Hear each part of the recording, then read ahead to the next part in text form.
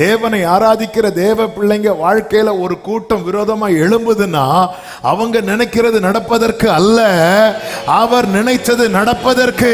அந்த வேளை வரும் வரை உன் காலம் ஈனப்படுத்தப்பட்ட காலம் போல் தான் இருக்கும்.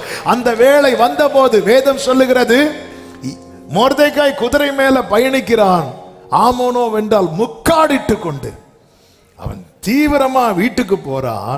8வது வசனத்திலே சொல்லப்பட்டிருக்கிறது, 8வது அதிகாரம் 16வது வசனத்திலே சொல்லப்பட்டிருக்கிறது, இவ்விதமா யூதருக்கு வெளிச்சமும் மகிழ்ச்சியும் களிப்பும் கனமும் உண்டானது.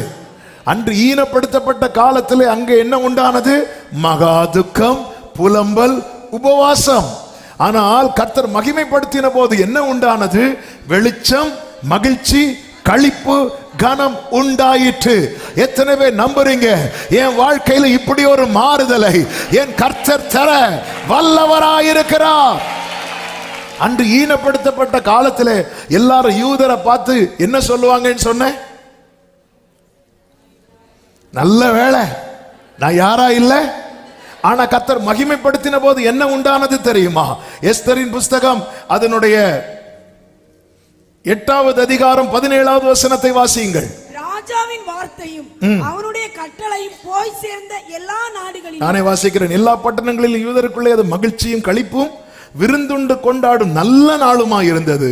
யூதருக்கு பயப்படுகிற பயம் தேசத்து ஜனங்களை பிடித்ததினால் அவர்களில் அநேகர் யூத மார்க்கத்தில் அமைந்தார்கள்.